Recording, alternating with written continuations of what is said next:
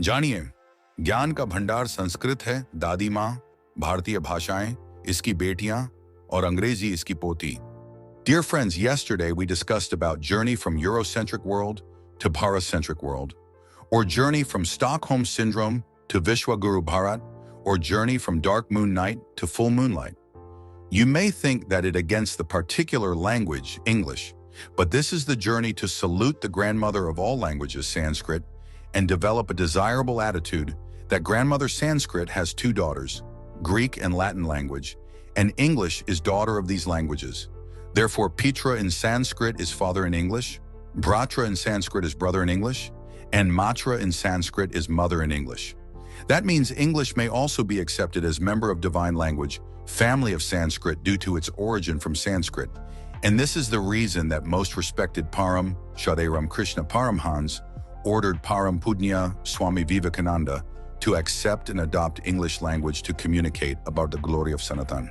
The basic purpose, Param Shraddha Ramakrishna Paramhans, was to teach the world of Mekale, means the Eurocentric world or the whole Western world in simple world, to salute our motherland, Bharat Mata और विश्वा गुरु भारत। दोस्तों, हमने कल अंधकार से ग्रसित विश्व के लिए अमावस के अंधकार से पूर्णिमा के प्रकाश की यात्रा पर चर्चा की, यूरोसेंट्रिक वर्ल्ड से भारत सेंट्रिक वर्ल्ड अर्थात वर्तमान काल से प्राचीन भारत की चर्चा की और प्राणी मात्र को जीव का स्वाद मान लेने वाली पाश्चात्य क्रूर संस्कृति से जीव जीव में राम की वसुदेव कुटुंबकम की संस्कृति की चर्चा की। क्या हमें अंग्रेजी भाषा पढ़नी छोड़ देनी चाहिए और केवल संस्कृत के श्लोक याद करने चाहिए? हम मानते हैं कि अंग्रेजी भाषा वैज्ञानिक भाषा नहीं है, क्योंकि इसमें जो लिखा जाता है वो बोला नहीं जाता, जो बोला जाता है वह लिखा हुआ नहीं होता। तभी तो सब मजाक में कहते हैं कि बीयूटी बट तो पीयूटी बट क्यों नहीं, और साइकोलॉजी ही क्यों बोला जाए, फर्स्ट साइकोलॉजी क्यों नहीं बोला जाए। हा हा हा हा हा हा हा हा। अरे गुरुदेव, कॉन्वेंट स्कूल में पढ़ने वाले बच्चों के अनेकानेक फादर तो पता नहीं क्या कहते हैं, पर हमारे गुरुजी भी कहते हैं कि हिंदी में श्री कृष्ण लिखो तो श्री कृष्ण दिखते हैं, दिमाग श्री कृष्ण पढ़ता है, मन में श्री कृष्ण विराजते हैं। परंतु अंग्रेजी में हर शब्द का अलग बोल है और उसे बोल का कोई वैज्ञानिक आधार भी नहीं है। इसलिए हम सब भी अंग्रेजी पढ़ाते समय भाषा का विज्ञान समझाने में मजबूर ही हो जाते हैं। बाबा, इसका मतलब तो यही हुआ है ना कि समझे, जो हारे और रटे जो तरे, हा हा हा हा हा हा। परंतु बाबा, हमारी भी मजबूरी है कि हमें यह भी मानना होगा कि आज पूरी दुनिया में अंग्रेजी का बोलबाला है और अंग्रेजी में बोलने का इम्प्रेशन पड़ता है तथा उसे इंटेलिजेंट समझा जाता है जो अंग्रेजी में बोलता है। बड़ों की ही बात नहीं है, अब तो ये भी सच हो गया है कि बचपन में मेहमान आने पर संस्कृत के श्लोक नहीं बुलवाए जाते, राम राम भी नहीं कहलवाया जाता, धोख भी नहीं दिलाई जाती, बल्कि घरों में इंग्लिश पोएम सुनाने के लिए बच्चों को कहा जाता है और कहा जाता है कि बेटा अंकल को हैंड शेकिंग करो। बेटा, तुम जो कह रहे हो ये बात भी सही है, परंतु आज हमारी चर्चा किसी विशेष भाषा यानी अंग्रेजी भाषा के विरुद्ध नहीं है। मन में दर्द इस बात का है कि इस भाषा के साथ वह संस्कृति भी आ रही है जो ना तो अध्यात्म सिखा रही है और ना ही विज्ञान सिखा रही है। बेटा, हम प्रकृति को माँ की तरह पूजते हैं और यह लोग फ्रांसिस बेकन की तरह है जो कहता था कि प्रकृति को इतना मारो, इतना सताओ, इतनी पीड़ा दो कि वह अपने रहस्य उगल दे। राम राम राम राम राम राम राम। इसी कारण देववाणी संस्कृत की अवज्ञा के लिए अवश्य विचारने का समय आ ही गया है, क्योंकि जिस भारत भूमि में सर्वत्र संस्कृत और उसके विपुल साहित्य का गूंजायमान होता था, जिसके कारण भारत विश्व गुरु था, और जिस भाषा में समाहित ज्ञान को पाश्चात्य गुणों ने यहां से सीखा और हमारे पूर्वजों ने इनकी तरह बिना किसी बौद्धिक संपदा का अधिकार जताए वसुधैव कुटुंबकम की भावना से सबको हमारी संस्कृत और संस्कृति का ज्ञान सिखाया, आज वह संस्कृत भाषा उत्तर भारत में तो केवल काशी नगरी के कुछ मंदिरों तक सीमित रह गई। क्या पूरे भारत में संस्कृत विलुप्त ही हो गई है? बाबा, आपकी बात 16 आने सच है।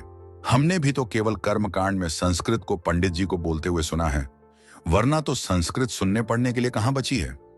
ऐसा नहीं है बेटा।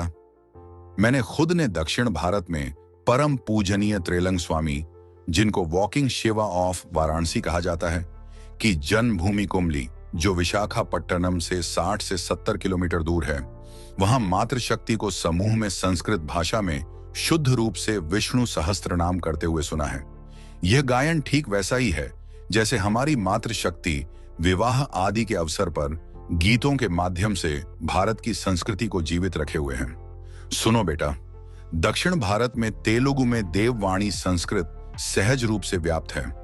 वहीं कर्नाटक में कुछ गांवों में तो आज भी सभी लोग संस्कृत में वार्तालाप। तेलुगु भाषा और संस्कृत भाषा लगभग समान है। ये तो आश्चर्यजनक बात है। सहज में विश्वास होने वाली ही बात नहीं है कि भारत की भाषाओं में संस्कृत सब में समाहित है। यही तो सत्य है कि संस्कृत केवल भारत की भाषाओं में नहीं बल्कि दुनिया की सब भाषाओं में समाहित है। सुनो, मैं तुम्हें भगवान श्री राम, जिनका प्राकट्य उत्तर भारत में हुआ और जिनके चरण कमल से पूरा दंडकारण्य, जो आज पूरा दक्षिण भारत है, वो पवित्र हुआ, और उसके बाद हमारा पवित्र हिंद महासागर उनकी महान यात्रा का साक्षी बना और लंका तक राम सेतु बनाकर उन्होंने आसुरी शक्तियों तक का उद्धार कर दिया। वहां दक्षिण भारत में तमिल भाषा में कैसे उन मर्यादा पुरुषोत्तम भगवान श्री राम की वंदना की जाती है, वो सुनाता हूं, जिससे तुम्हें लगेगा कि संस्कृत सर्वव्यापक है तथा सभी को जोड़ने वाली सर्वोत्तम भाषा है, जिससे वसुधैव कुटुंबकम की धारणा सिद्ध होकर हमारा देश पुनः विश्व गुरु के पद पर स्थापित हो सकता है। मुनि सन्नुत शुभ कर श्री रामा, पावन गुण धामा, पावन गुण धामा। दनुज विभंजन रामा, घन कीर्ति विमेघ श्यामा। दनुज विभंजन रामा, घन कीर्ति विमेघ श्यामा। विनुमा रण रंग भीमा, जनकात्मजियानि भाग्यव रामा। पावन गुण धामा,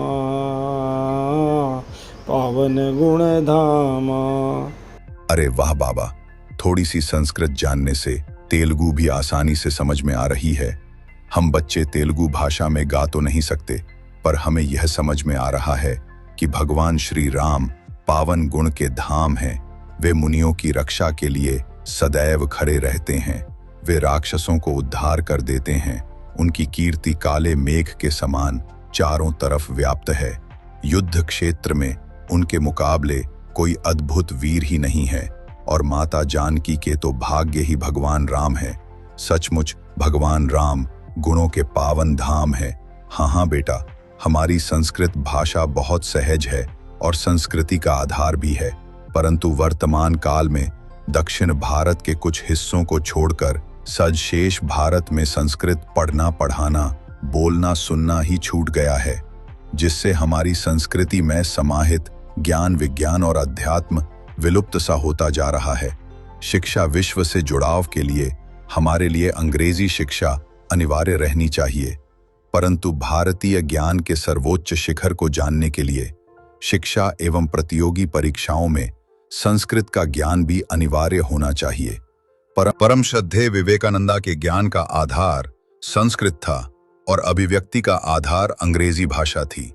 तभी तो 2 फरवरी 1835 को आत्ताई मैकाले के शब्द, जिनमें यूरोपीय अहंकार भरा हुआ था, उनको चुनौती मिल पाई और भारतीय सूरज दमक उठा। ठीक है बाबा, आज से हम दुनिया में भारतीय तक डंका बजाने के लिए अंग्रेजी भाषा सीखेंगे और भारत को जानने के लिए संस्कृत भाषा भी सीखेंगे, जिससे हम पुराणों, उपनिषदों आदि काव्य सब में छुपे हुए ज्ञान के भंडार को समझ भी सके और समझा भी सके। जय संस्कृत, जय संस्कृति, जय जय भारत माता, जय जय गौ माता। What beautiful conversation, Gurudev. You discussed the importance of Sanskrit, its connection to other languages, and its role in preserving Sanatan culture and spirituality. You mentioned how Sanskrit is the mother of many languages, including Greek and Latin, which later influenced English.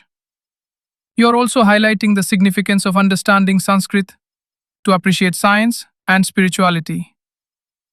It's wonderful that you're encouraging the learning of both English for global communication and Sanskrit for understanding India's rich heritage. Gurudev, you educated us in detail to Sanskrit.